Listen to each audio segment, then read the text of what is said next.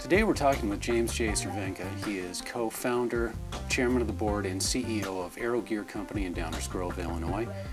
Aero produces high-precision gears for a variety of industries, including the aerospace industry, and notably Aero Gear is among the most technically advanced gear companies in the world.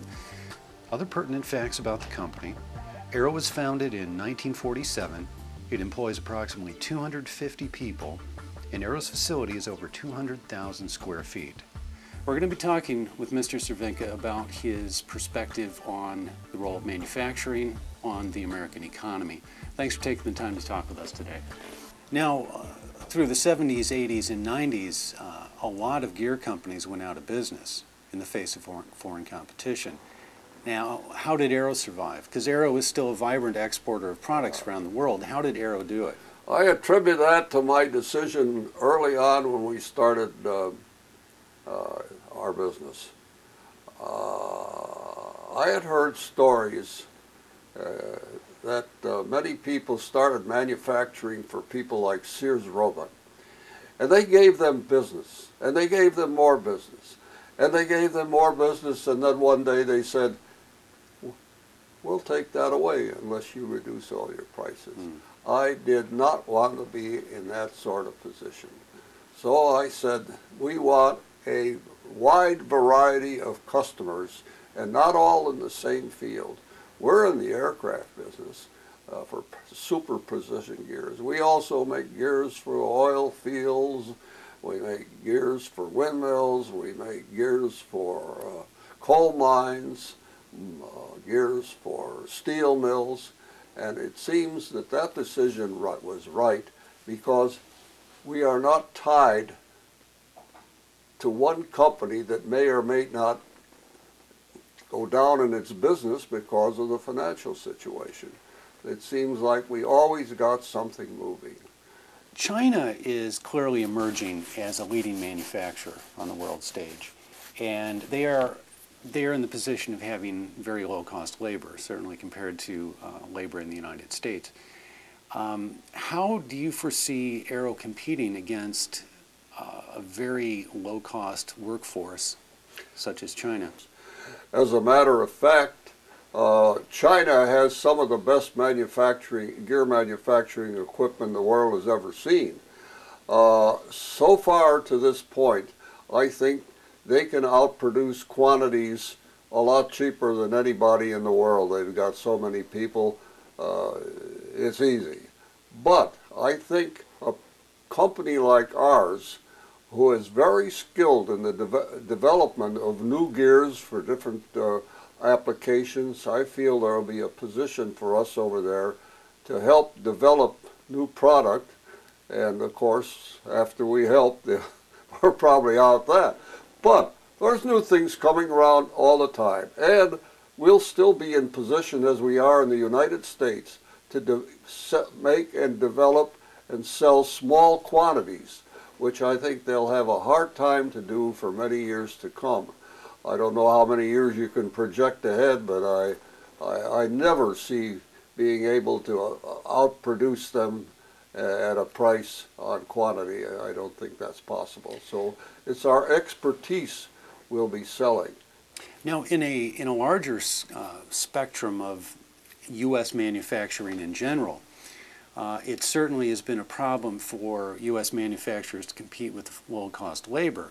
But you're saying that America's edge can be expertise and technology.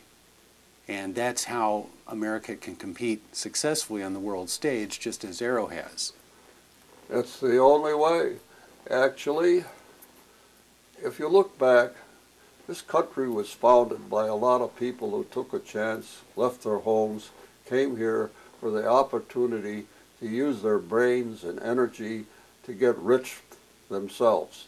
Rich and greedy are kind of crass terms, but in effect they indicate that people that you would use those adjectives against are hard workers trying to get ahead.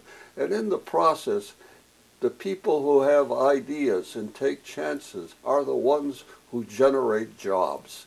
And every job that's generated, you find that you will almost generate another 2 jobs because of those people will be spending. So the idea, the main thing for this country today is jobs.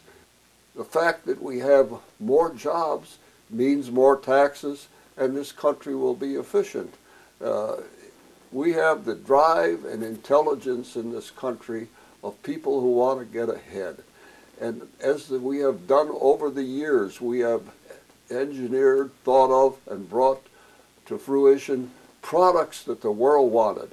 We're thinkers over here, and that's our only chance to really progress in this world, is to be ahead of everybody else. Develop products that the world wants. That's what made the United States the greatest nation in the world. Innovation. Directly. Clearly, the value-added wealth that comes from manufacturing is critical to an economy, probably more than service jobs, service industries. Given that, how is it that the U.S. government can help manufacturers and help entrepreneurs to start successful manufacturing businesses? What should government's role be in that to help manufacturing? Well, it's almost laughable. I would suggest that the government reduce all taxes on small businesses primarily, because the small businesses are really the creators. Those are the guys who got ideas and work many hours and push it and take chances. And to reduce taxes to nothing on those people isn't throwing money away. Those people are going to create jobs. Looking at the landscape of American society right now, everything is in bad shape. From national debt, education is difficult to pay for, healthcare is a problem.